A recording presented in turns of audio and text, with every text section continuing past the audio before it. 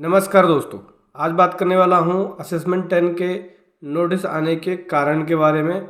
14 बड़े कारण हैं जिसके वजह से असेसमेंट 10 का नोटिस आता है। सिर्फ प्रॉब्लम पे बात नहीं करूँगा, सॉल्यूशन पे भी बात करूँगा। अगर इस तरह का नोटिस आए तो रिप्लाई कैसे देना होगा।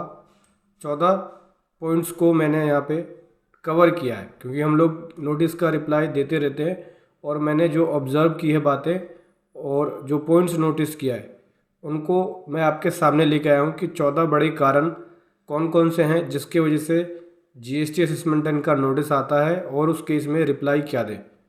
चलिए समझेंगे डिटेल में। बहुत कुछ सीखने को आपको मिलेगा, बहुत कुछ समझने को आपको मिलेगा।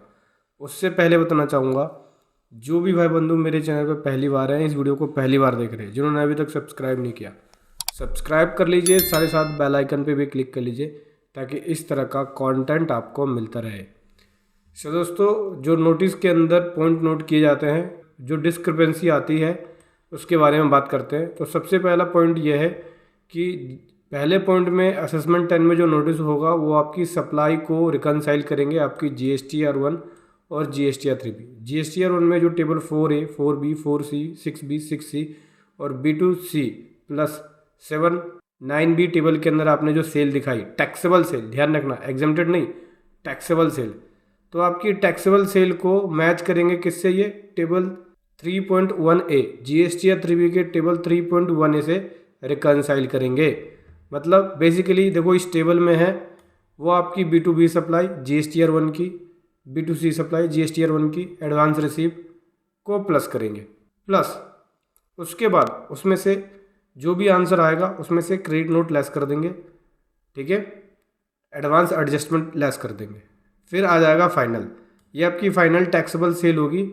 इसमें से जो आपने GSTR 3B में आउटवर्ड सप्लाई मेंशन करी है, ठीक है, आउटवर्ड सप्लाई कौन सी? टैक्सेबल वाली, अदर देन जीरो रेटेड वाली, नील रेटेड वाली और एग्जेम्प्टेड वाली, इन सप्लाई को छोड़ के उसको आपस में मैच करेंगे। जो भी डिफरेंस होगा बता देंगे कि भाई आपने टैक्सेबल सेल R1 में ये दिखाया और 3B में दिखाया, ये डिफरेंस है, तो इसका एक प्रॉपर रीज़न दो। जैसा कि इस केस में देख सकते हैं 192.1 का डिफरेंस है, तो यहाँ आपको रीज़न देना होता है कि क्यों है और किस वजह से है ये डिफरेंस, उसका आपको कारण देना होता है। देखो, यहाँ पे रिप्लाई देने के कई मेथड है। सबसे पहले आपको फाइनेंशियल ईयर का आपको अपने बुक्स ऑफ अकाउंट्स को देखना होगा, audited balance sheet, profit and loss account को देखेंगे, और अगर आपने GSTR 9 फाइल किया है, उसमें अपनी सेल को सही करी है, तो उसको भी देखेंगे। क्योंकि 3B और R1 के अंदर जो गलती कर दी है आपने, वो गलती आपने 9 में सही करी होगी। इसके अंदर अमेंड तो कर नहीं सकते, अमेंडमेंट का ऑप्शन होता है, अगर आप अमेंडमेंट करें तो अमेंडमेंट कर सकते हैं, लेकिन कई बार अगर आप अमेंडमेंट नहीं कर पाते हैं, टाइम लिमिट क्रॉस हो जाती है, तो GSTR 9 में सही करते हैं। तो अगर आप इस केस में आपने अपनी बैलेंस शीट के अंदर या प्रॉफिट एंड लॉस अकाउंट के अंदर जो सेल दिखाई और वही सेल आपकी GSTR 9 में है, आपने 9 में सही कर दिया है, उसके ऊपर अगर कोई टैक्स लायबिलिटी बनी है, आपने जमा करा दिया है, तो आप उसके हिसाब से रिप्लाई दे सकते हैं। और आपने कुछ भी नहीं किया है तो जो भी डिफरेंस बनता है उसका जो टैक्स पेबल बनेगा वो आप रिप्लाई में दे सकते हैं कि भाई इसका जो टैक्स पेबल बनेगा मैं DRC 03 से जमा करा दूंगा। अगला जो डिफरेंस आता है ये देखते हैं आपके GSTR 9 के टेबल 5, ठीक, जो टेबल 5 के अंदर आपने क्या दिखाई? टोटल टर्नओवर दिखाई, टैक्सेबल टर्नओवर, और GSTR 9C में जो दिखाई 5P7A के अंदर टोटल टर्नओवर, उसकी रिकन्सिलेशन करेंगे। जैसे कि देख सकते हैं टोटल टर्नओवर आपकी GSTR 9 में 5N में पॉइंट नंबर 11 पे ये है, और एनुअल टर्नओवर जो GSTR 9 में पॉइंट नंबर 12 पे दिखाया वो ये है, 0। मतलब GSTR 9C फाइल नहीं किया, 9 में दिखा दी टर्नओवर, ये 9C फाइल नहीं किया, तो उसकी वजह से डिफरेंस आ गया दूसरे पॉइंट में। तो देखो, GSTR 9 और 9C की आपके ऊपर अगर लाइबिलिटी नहीं बनती है तो उस केस में आप ये रिप्लाई दे सकते हैं कि एक नोटिफिकेशन इशू हुआ था, नोटिफिकेशन नंबर 47/2019 का, जो कि 9 अक्टूबर 2019 को इशू हुआ था। साथ में सर्कुलर भी देख सकते हैं, सर्कुलर नंबर 124 18/11/19 का, जिसमें बताया था कि एनुअल रिटर्न फाइल करने की जरूरत नहीं है ऐसे टैक्स पेयर की जिसकी टर्नओवर 2 करोड़ से क्रॉस नहीं होती। साथ ही साथ गवर्नमेंट ने प्रेस रिलीज भी इशू किया था, जो कि 3 जुलाई 2019 को है, जहाँ बताया था कि GSTR 9 फाइल करने की रिक्वायरमेंट नहीं है, रिकन्सिलेशन स्टेटमेंट ऐसे टैक्स पेयर जिसकी टर्नओवर 2 करोड़ से ज़्यादा नहीं है, उसको GSTR 9 और 9C दोनों नहीं भरना। ठीक है। लेकिन फिर भी टैक्स पेयर ने यहाँ पे देखे 2 करोड़ से ज़्यादा नहीं है, फिर भी टैक्स पेयर ने अपनी GSTR 9 भरी है, 9C नहीं भरी है। तो इस केस में जो डिफरेंस है उसका क्वेश्चन रेज नहीं होना चाहिए। इस तरह का आप रिप्लाई दे सकते हो। जैसा कि यहाँ पे देख सकते हैं, मैंने बताया है कि भाई इस नोटिफिकेशन और प्रेज के अकॉर्डिंग जिसकी टर्नओवर 2 करोड़ से ज़्यादा नहीं है उसको यहाँ पे 9 और 9C भरने की जरूरत नहीं है, फिर भी टैक्स पेयर ने भरा है। तो 9C उसने नहीं भरा है, इसकी वजह से डिफरेंस है। और ये क्वेश्चन जो है वो रेज नहीं होना चाहिए, डिफरेंस नहीं होना चाहिए, मतलब क्वेश्चन रेज नहीं होना चाहिए, क्योंकि 9C नहीं भरा, 9 भरा है ओनली, और 9C की इसके ऊपर लाइबिलिटी आती नहीं है। इसके बाद अगला जो क्वेश्चन रेज करते हैं, अगला जो पॉइंट रेज करते हैं ये वो देखते हैं GSTR 1 के अंदर जो आपने टैक्स डिक्लेयर किया और जो GSTR 3B में टैक्स डिक्लेयर किया आपस में मैच करेंगे। जैसे कि GSTR 1 में B2B में जो टैक्स दिखाया वो आएगा हेडवाइज CSI, ऐसे ही B2C में, ऐसे ही एडवांस रिसीव में, फिर उसका टोटल, ठीक है। फिर उसमें से जो GSTR 1 में क्रेडिट नोट दिखाया वो लेस करेंगे, एडवांस एडजस्ट किया वो लेस करेंगे, फाइनल वैल्यू आ जाएगी टैक्स की GSTR 1 वाली, उसको ये देख चेक कर लेंगे। जो GSTR 3B में आपने टैक्सेबल सेल दिखाई जिसमें के ऊपर टैक्स पेबल बना, other than zero rated, nil rated और एग्जेम्प्टेड सप्लाई, इन सबको छोड़ के, मतलब बेसिकली 3.1A में जो आपने 3B में दिखाया और GSTR 1 के अंदर ये इस टेबल के अकॉर्डिंग जो टैक्स आया उसको आपस में मैच करेंगे। जो भी डिफरेंस होगा उसका आपको रीज़न देना पड़ेगा। जैसे कि देख सकते हैं यहाँ पे जो डिफरेंस है वो माइनर सा है, 2180 2180। तो अभी मैं अग्री कर रहा हूँ इनके डिफरेंस से, और मैंने अपनी बुक्स ऑफ अकाउंट या 9 में सही नहीं किया, तो DRC 03 से पे कर सकता हूँ, ज़्यादा बड़ा अमाउंट है नहीं, ठीक है। इसके अलावा अगला आता है पॉइंट नंबर 4 में जो ये मैचिंग करते हैं वो आपके GSTR 3B में जो ITC क्लेम किया और जो GSTR 2A में जो ITC है उसको वो देख लेंगे। 2A का ITC कहाँ से लेंगे, टेबल 8A के लिए से लेंगे GSTR 9 के, और 6A से लेंगे जो GSTR 3B के अंदर है, ठीक है।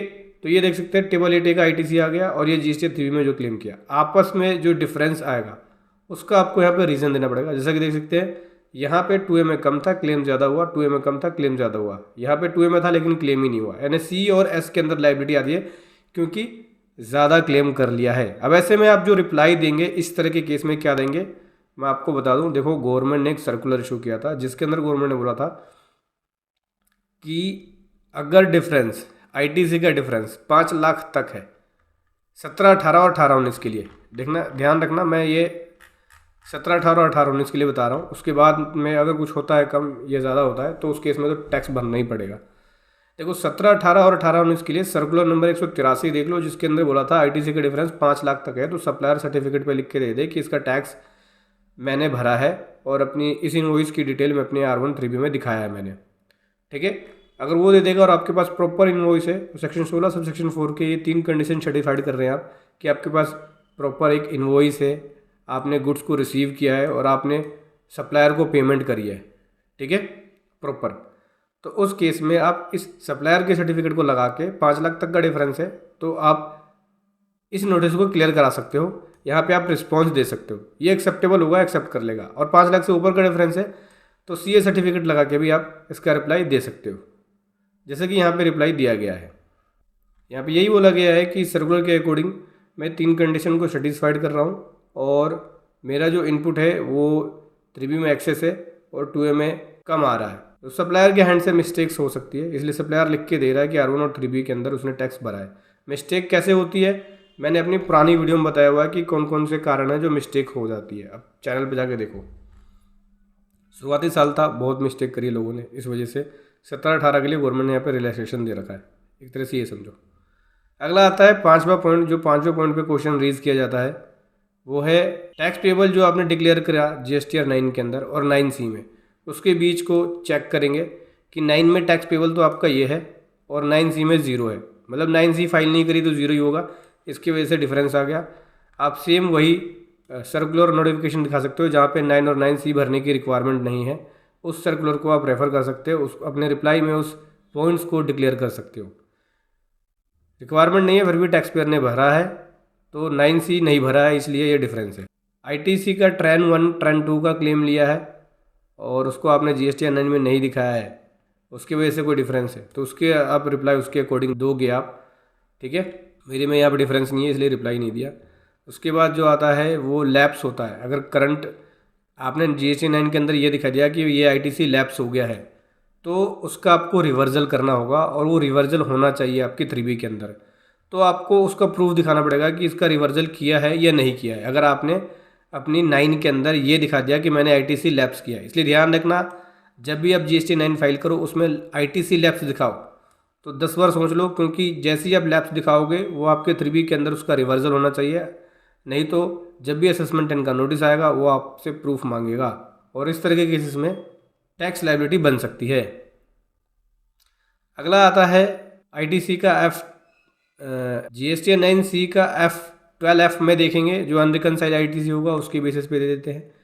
ठीक है, उसके अलावा 9वें पॉइंट में जो आपने ITC लिया जो टेबल 8C में दिखाया पिछले साल, और जो GST 9C में दिखाया कि पिछले साल का इस साल क्लेम किया है, उसके बीच का डिफरेंस देखेंगे कि GST 9C में आपने दिखाया है या नहीं दिखाया है। तो यहाँ पे GST 9C फाइल नहीं है, इसकी वजह से डिफरेंस आ रहा है।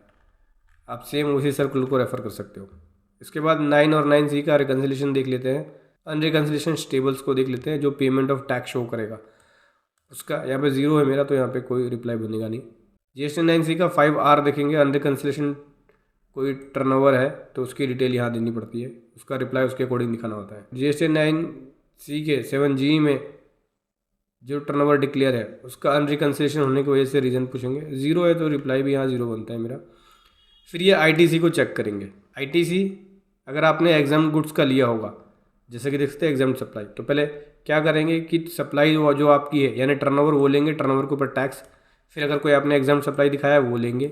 फिर जो आपका कोई कॉमन इनपुट बनता है, मतलब टोटल इनपुट वो कॉमन इनपुट में काउंट हो जाएगा।